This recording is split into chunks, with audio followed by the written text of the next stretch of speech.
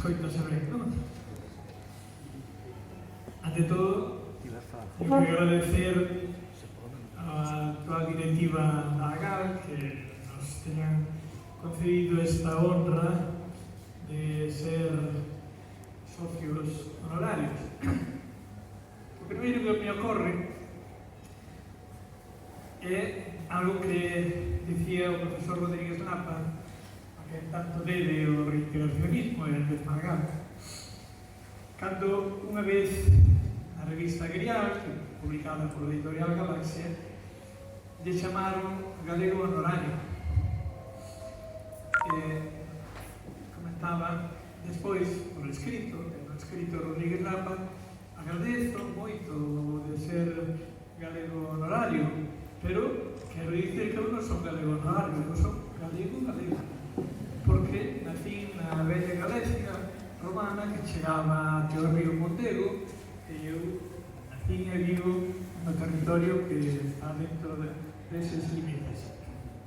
Ben, de todas maneiras, pois, naturalmente, pois, é de agradecer. O que sinto é que hai moita outra xente que son tamén socios e socias honorarios da AGAL.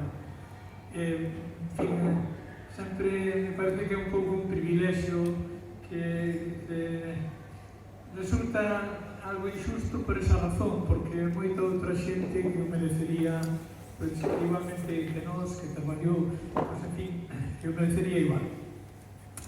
Hai 40 anos,